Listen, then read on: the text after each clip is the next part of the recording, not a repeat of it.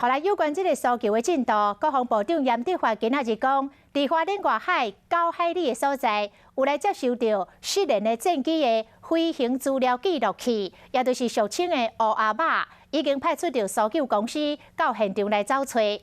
另外，空军今仔日嘛来公布着失联进程雷达的轨迹，讲伫咧20秒内，真快速对价7000英尺，初步研判，这个机械故障的可能性真低。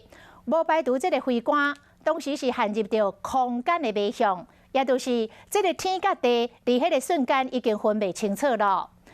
张正志伫咧东港的早起，是毋是因为开会，所以训练进程休困无够？空军讲，并无违反着规定。 空军第5联队一台 F-16战斗机17进行夜间训练，飞官周正志起飞后无偌久就失联。动4分51秒，他讲 to 泰就是锁定前位机的意思。好，54秒也是讲了这个同样字，在动5分400秒的时候，他讲 to loud and clear， 就是随着无线电非常清楚。从此以后他就没有再讲话了。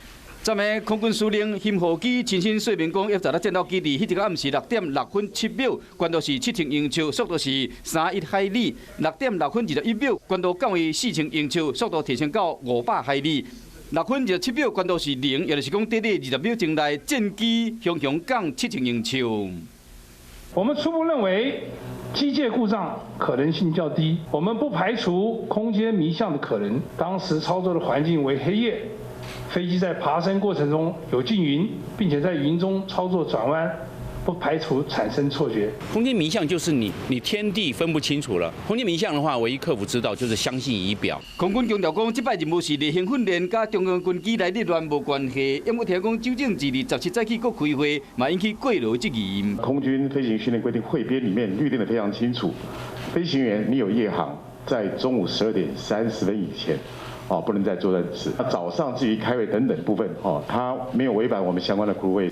军方嘛表示讲，飞官休困8点这个规定，讲是进一天困的时间。未来调查报告会看实际需要，适时对外来公布。